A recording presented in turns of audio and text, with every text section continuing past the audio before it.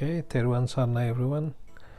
So today we will talk about Patichcha Samuppadaya in not in very detail, but we will run through it in a roughly, so that you get to know what Patichcha Samuppadaya is and how it works.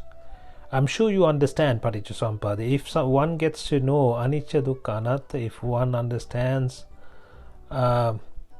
Chaturarya Satya, the Four Noble Truths, that person understands Patichcha Samuppadaya. But to what extent that person understands Patichcha Samuppadaya differs to how much you understood. And Patichcha Samuppadaya, in very, very basic terms, Patichcha Samuppadaya. That is what it means. Pati. Pati is the attachment. Pati. Patichcha. Ichcha is the kamatta, or as in the like, the desire. So when you get attached with a like, Samuppadaya. Sama is equals. Uppada is the birth. So it gives you a birth equal to the Patichcha. So that is how it, if you put it in a sentence, Patichcha equals to Samuppadaya. So it gives you so whatever you, it's like what go in very basic terms, it's like we used to say what goes comes around. So it is something like that, but it's not the exact thing. So what we get into, what we get attached to with desires, will give you a similar effect the other way around. So that is what Patichcha Samuppadaya means. But when it comes to Patichcha Samuppadaya, there is a circle that goes around. Avidya Paccaya Sankhara, Sankhara Paccaya Vijnana, Vijnana Paccaya Namarupa, Namarupa Paccaya Salayatana, Salayatana Paccaya Passa, Passa Paccaya Vedana, Vedana Paccaya Tanna, Tanna Paccaya Upadana, Upadana Paccaya Bhava, Bhava Paccaya Jati Jara Marana Soka Parideva Dukkha Domanassa. So that is the circle. So Upadana Paccaya Bhava. So that is where it ends up. And then when you end up in Bhava, that means Jati Jara Marana Soka Parideva Dukkha Domanassa, everything comes along with the Bhava. With the Bhava comes the Jatiya. Then Jatiya is the birth, and then with the Jati it becomes Jara. It goes towards death, Marana, Soka, sadness, Parideva, Dukkha, Domanassa, suffering, everything comes along with it. So how do we take ourselves into this Jati Jara Marana Soka Parideva Dukkha Domanassa is what we need to look at. But one needs to understand this. Patichcha Samuppadaya has been explained in various ways. Even for one thought, there is a Patichcha Samuppadaya. And even for one life, there is a Patichcha Samuppadaya. That's a bigger picture of Patichcha Samuppadaya. If you take it for one thought, it's a smaller version, or it's a micro version of the Patichcha Samuppadaya. Every chitta itself has a Patichcha Samuppadaya. That is a very, very small version of Patichcha Samuppadaya. So you have to look at everything. And what you can understand is the Idappachyata Patichcha Samuppadaya. What happens as and when is what we can understand. And if we understand this, then we can tackle our life using the Patichcha Samuppadaya. And another thing that you need to understand is this Patichcha Samuppadaya works in the mind. It's not something outside. It's not an external thing. It works in the mind. So if you take Avidya, Avidya is in the mind. Sankhara is in the mind. Vijnana, Namarupa, Salayatana, Passa, Vedana, Tanna, Upadana, Bhava. Everything is in the mind. So everything happens in the mind. So as long as we are conscious, as long as we have understood the Dhamma, then we can slowly convert it into Avidya, into Vidya. So that is the importance of knowing this Patichcha Samuppadaya in detail. Then you will see things clearly, transparently. Some things that you didn't see before, you will see the clear picture. Before you only saw that, oh, you got angry, something like that, and then you're burning because of the anger. It resulted in a burning and a suffering. So that is also Patichcha Samuppadaya in a bigger picture. But in here, if you see, you can go into more detail. So let's take avidya. That's where the Patichcha Samuppadaya starts. Avidya. Avidya is not knowing the Four Noble Truths. Dukkhe ajnanam, dukkha samudaya ajnanam, dukkha nirodhe ajnanam, dukkha nirodha gaminiya patipadaya ajnanam. That means not knowing the dukkha, nirodha, samudaya, margya. So not knowing the Four Noble Truths, as in not understanding the Dhamma. So that person has not understood the Dhamma. That is the avidyava. So if you have any avidyava left, for that extent, you have not understood the Four Noble Truths. So when you understand the Four Noble Truths 100%, then you become Arihat. Then there is no avidya left in you, and then it becomes vidya, right? And also the Patichcha Samuppadaya, there are so many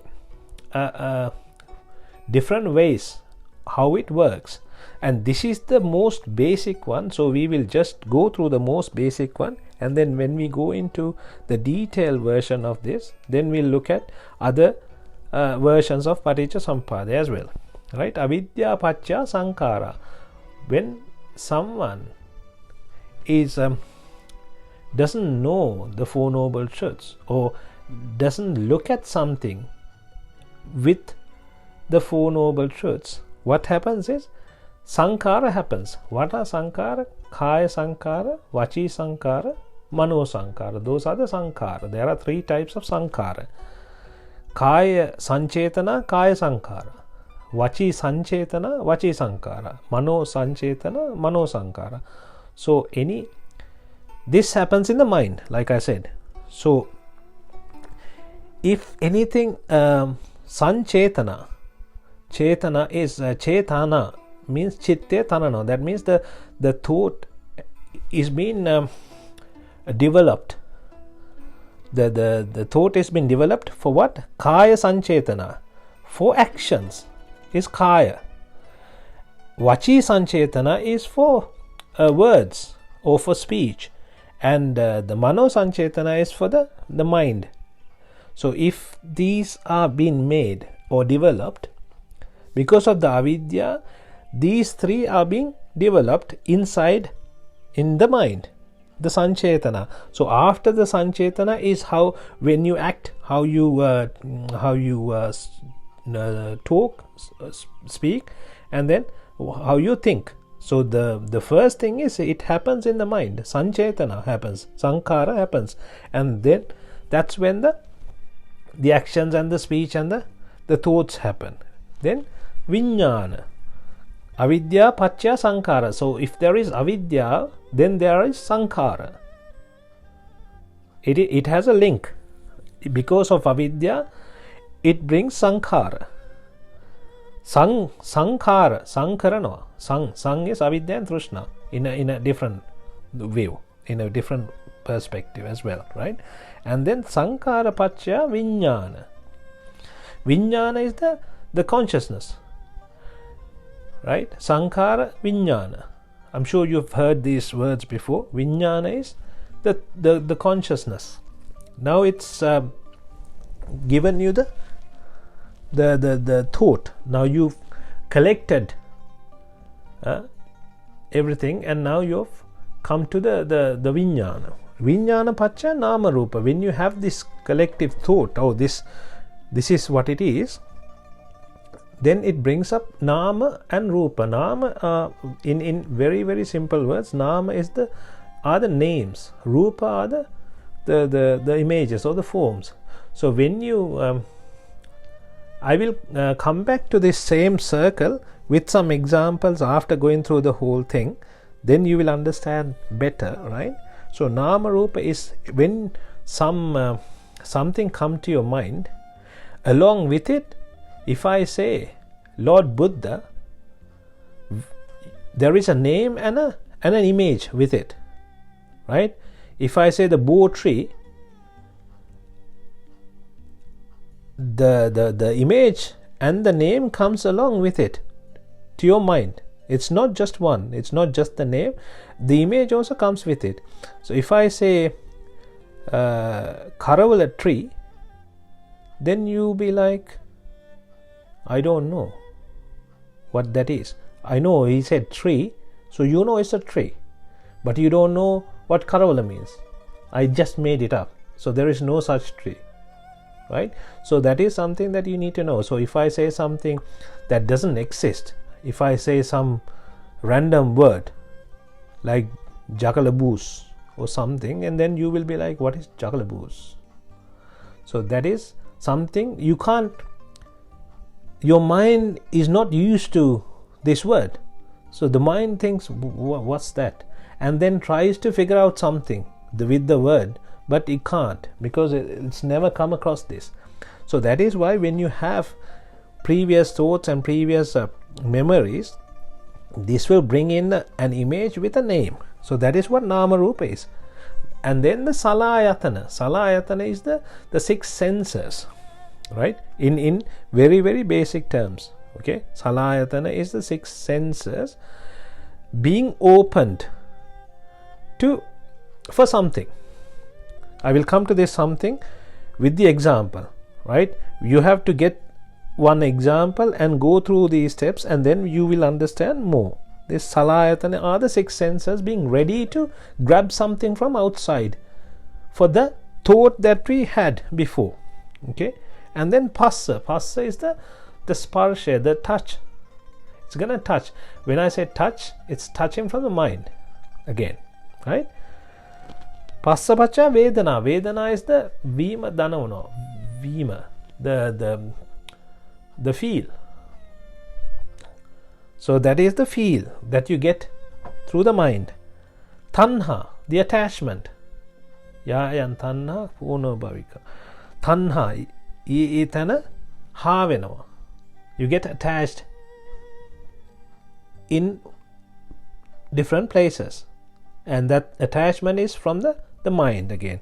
Upadana is you වැඩි වැඩියෙන් ඇසුරු කරනවා. So you it's not just it's a for this moment I will put it as a deeper version of tanha. It's stronger version of tanha, right? It's and then upadana gives you the bhava. So just when you get attached to it strongly, that's where it gives a bhava.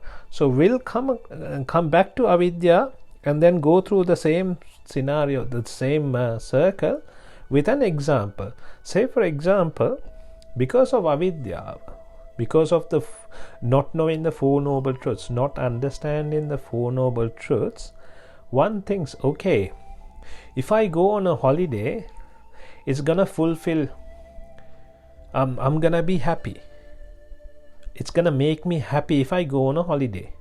It's gonna fulfill my eyes, ears, nose, mouth, whatever. So now that is the avidya. So because of the avidya, he does sankhara. Sankhara is chitte thananava.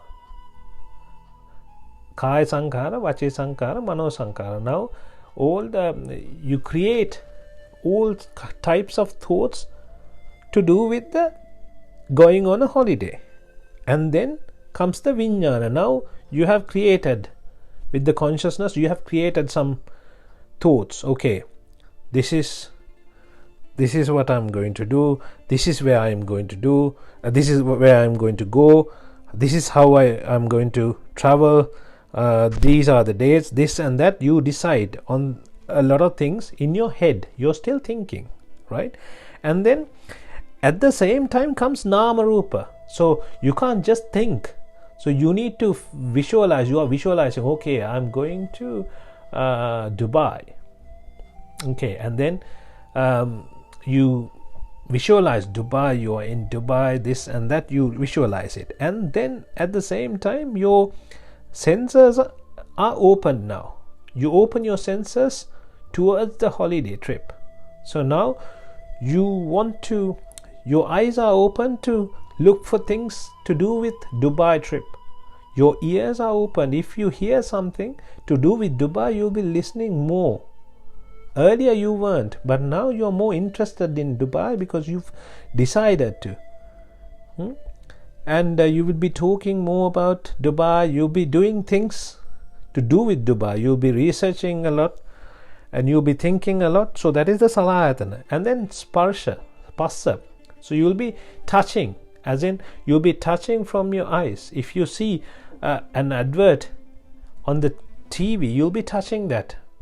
Touching it, as in you'll be opened to take it in. That is what that touch means. Not physical touch, but mentally.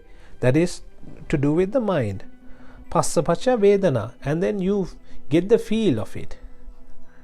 Tanha, you're attached to it. Now it becomes stronger and stronger. And then your upadana,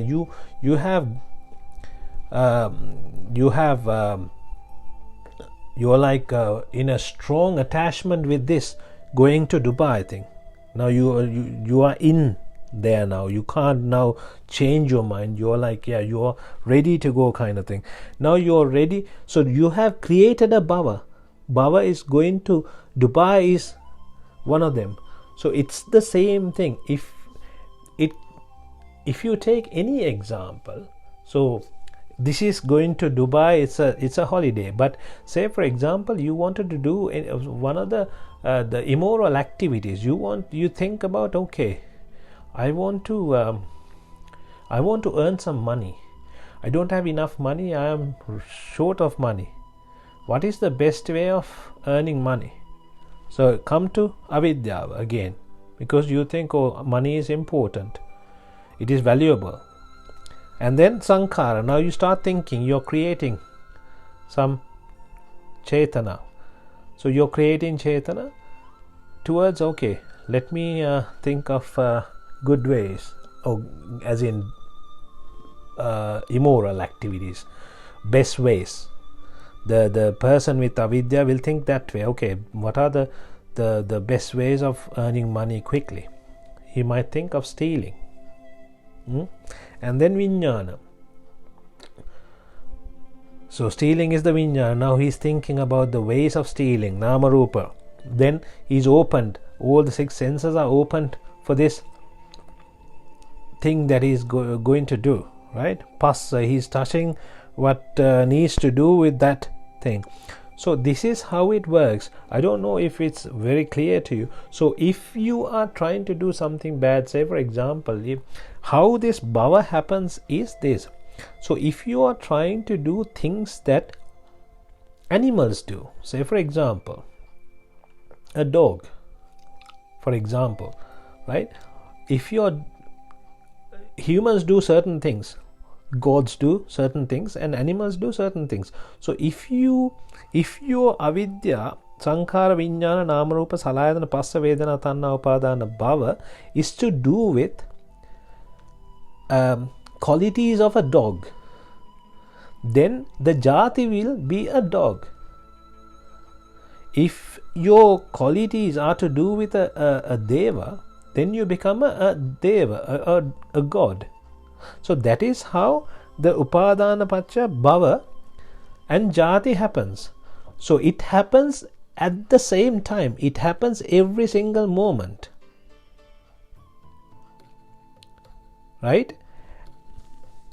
And then this bhava, atti kamma bhavo, atti uppatti bhavo. So this there are two types of bhava as well in here. The karma, as in to do with karma. So when you do bad karma, it will come back as bad, and then it will give you a bad bhava. There are things like that as a vipaka as well, right? On top, this is not the only way. I'm not saying this.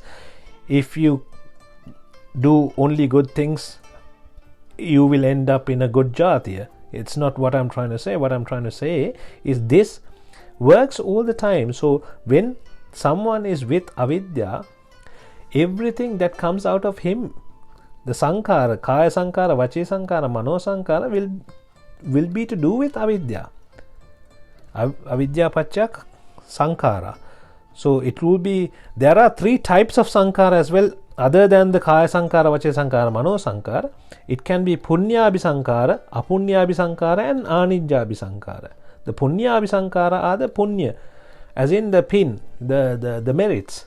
Apunya abhisankara are the sins. And then anijja abhisankara is to do with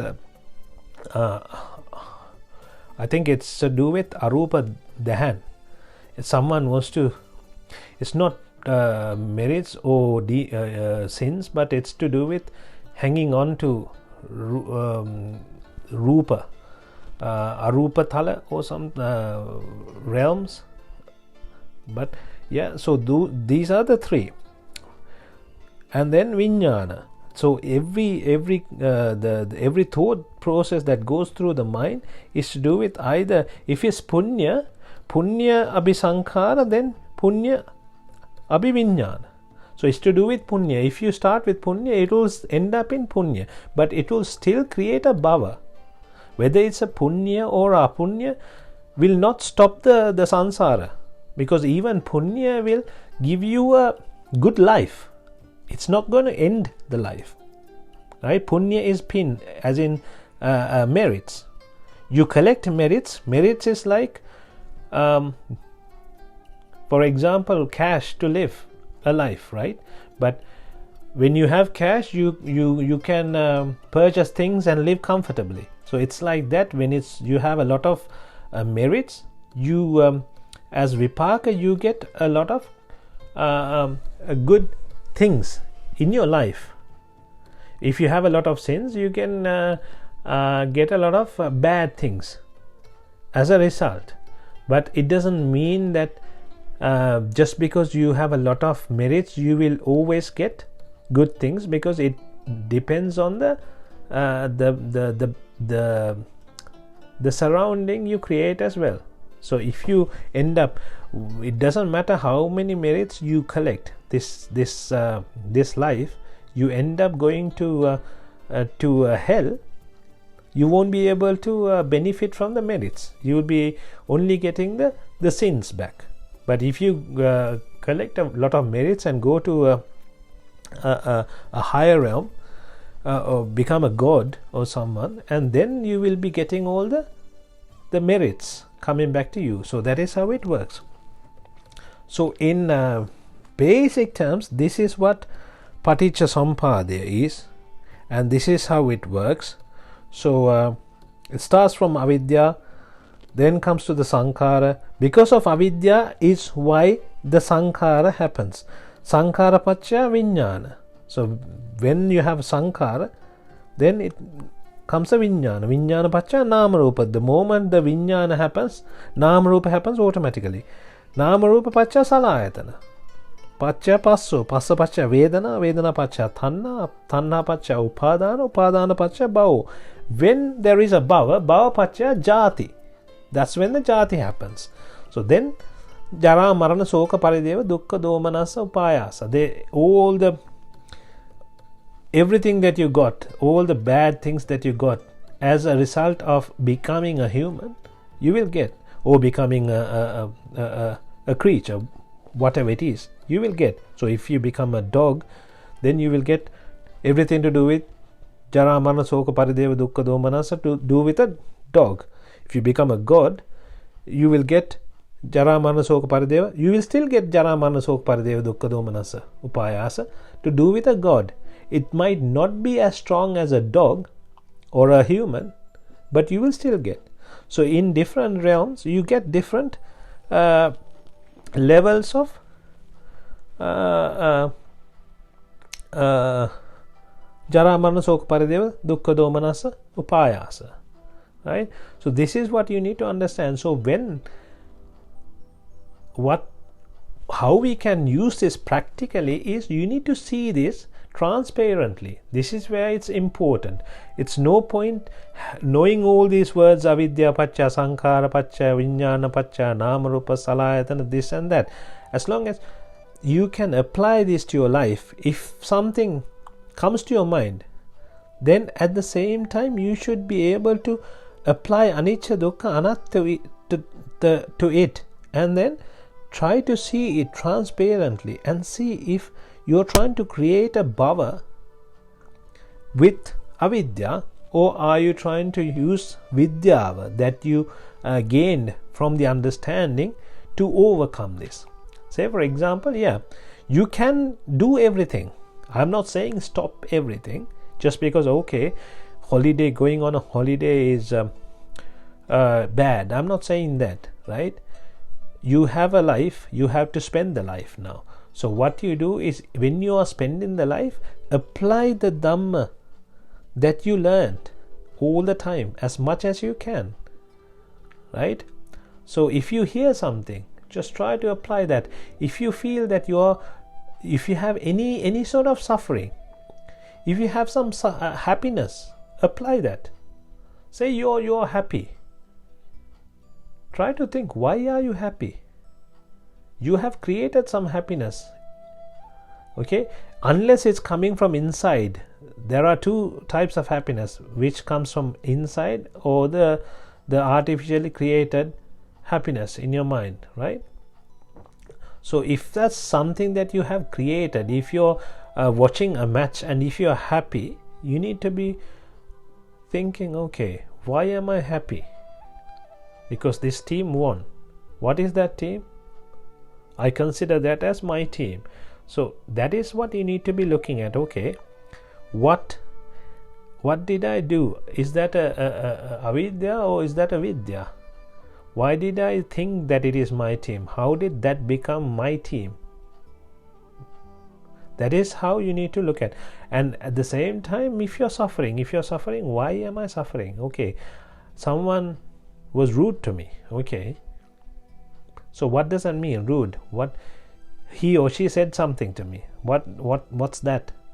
It's just words. I just heard some words, and now I am offended. Why? Because I have given myself a lot of ego. I have a lot of ego. That is why I am offended. If I go down to the floor, as in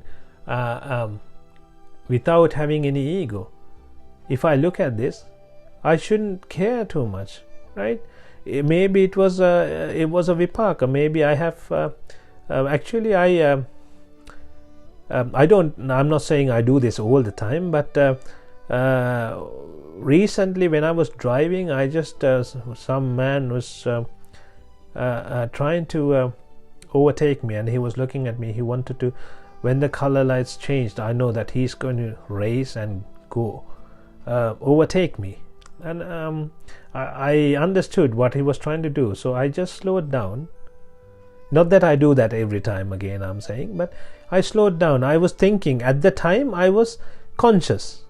I'm not conscious 100% of the time, but I was conscious at the time, so I realized what was happening. So this is what you need to be doing. We all need to be doing. So, and then I was thinking, okay, this person is overtaking me. Maybe in the sansare I might have overtaken him loads of times. Now it's his time. He's taking it back. Let him enjoy. Right? So that is another way of putting it, right?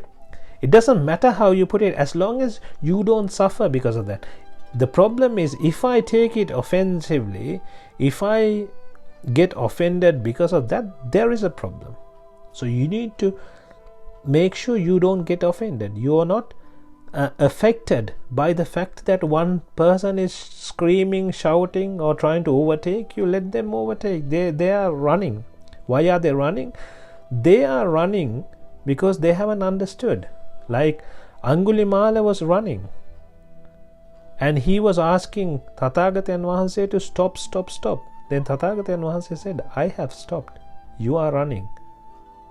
So what that meant was, the person who has stopped the sansari. The person who's running around is running around with raga, dvesha, moha, looking for asada from the eyes, ears, nose, tongue, body and mind, from the outside world, looking for visions, sound, smell, taste, touch and the thoughts. So that is the running. So that is how a monk becomes so quiet and calm. That is another thing that you need to understand. These monks, they don't just look down and walk as a rule or as to show off. What happens is, when one understands Dhamma, that person understands that there is nothing to look around, there is nothing to listen to, there is nothing to run for. When one understands that there is nothing important in this world, that person stops the running. There is no running after that. It will be a slow walk. There is nothing to look around, so that's why they look down. What is there to look and fulfill? Your eyes. That person would understand that there's nothing in the world would fulfill the eye, so there is nothing to look. But if someone talks to them, they will look at the face just to show the to be polite. Doesn't mean they will just look down. Even then they can look down. There's nothing. They will answer the question. There are some monks like that who would do that. But what I'm saying is that happens automatically. It's not something that you do deliberately. So people think, okay, when someone becomes Sotapanna, he should be looking down, he shouldn't be looking around, he shouldn't be running. No, it's not that. It comes from inside. It's according to how much you understood. If a Sotapanna understood to a level that he shouldn't be looking around, then he wouldn't be looking around.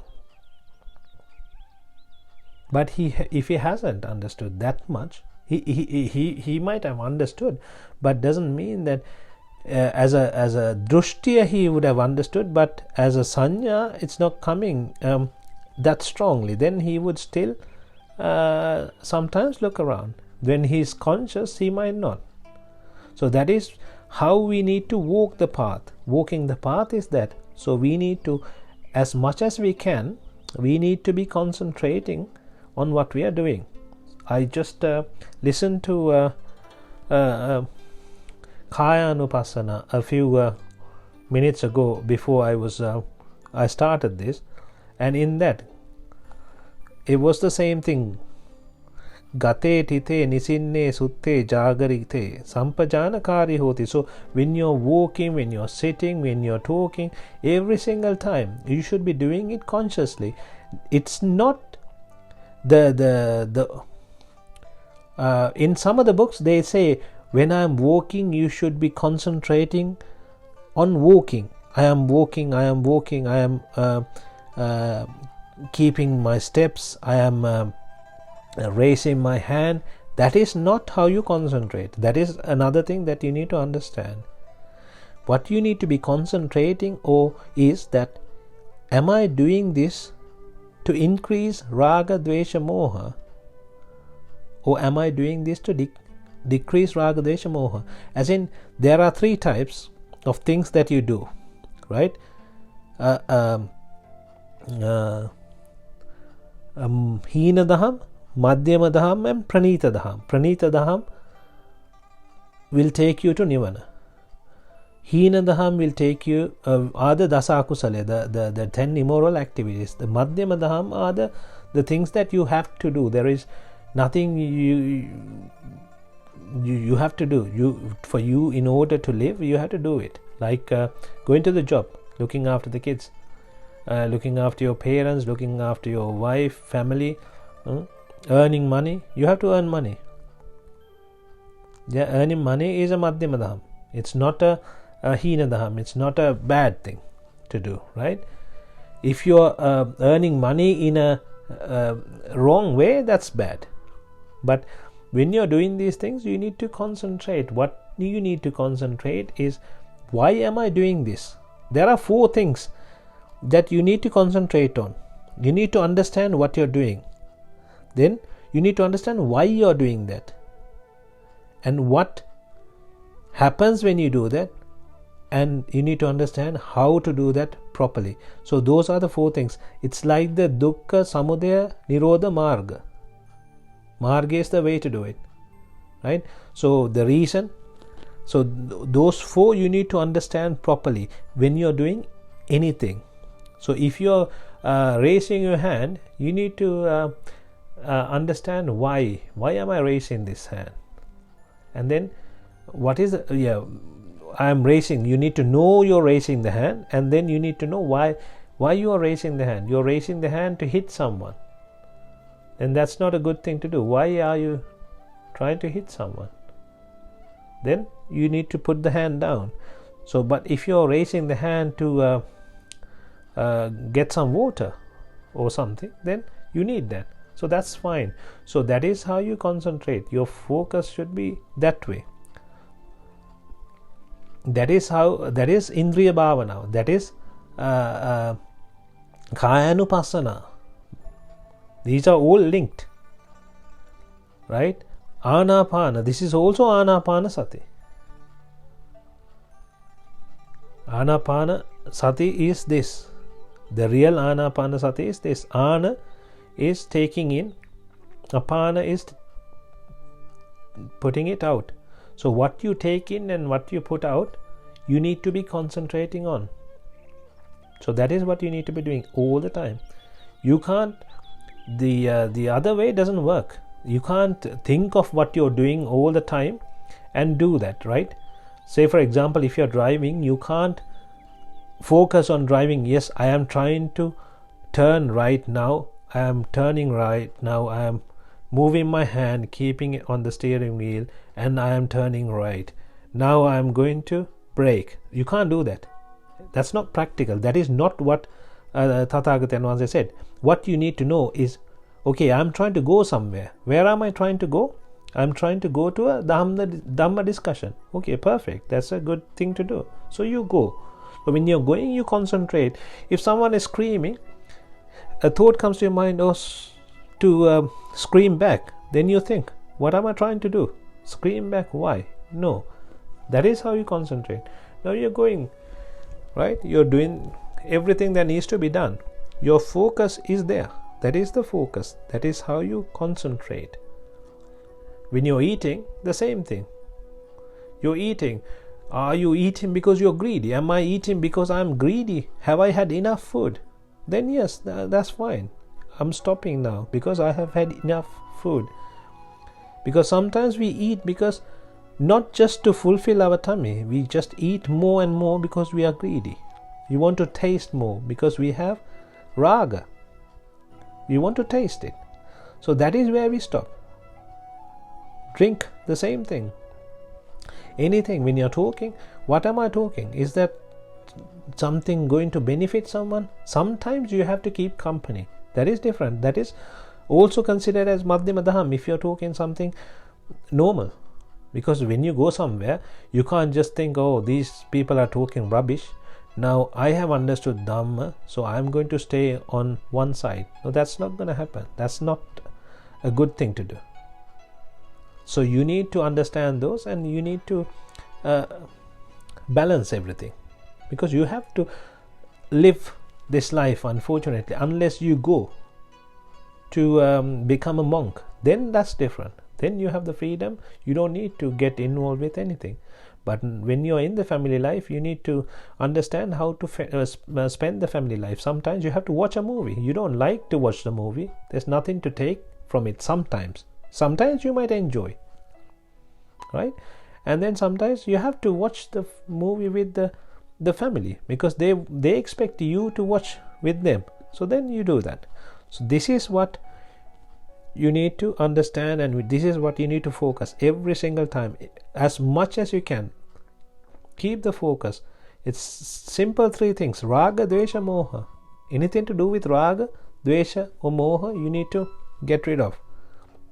It's not good. It is not the path to nibbana. So that is what you need to understand. But you need to get rid of the strong ones first. If you think, oh, this one I'm strongly attached, you need to slowly try to detach from the mind. You need to understand. You need to concentrate. You need to do vidarshana towards it. What am I going to get by being attached to this? Why am I going to suffer being attached to this? If I lose this, how much am I going to suffer? So the more you concentrate, slowly you will detach from it, from the mind. You still do your duties, you still do whatever you did. You can still show the love for your loved ones, but now you're free from the mind, which is the most important thing. Then you don't suffer, because the suffering is in the mind. It's not outside, it's not physical. You're talking about the mental suffering. So once you get detached, and it's not something that you do forcefully, it happens automatically when you understand Dhamma. So once you understood the Dhamma, you have to apply more and more and more, and then you will detach slowly eventually. So that is what happens.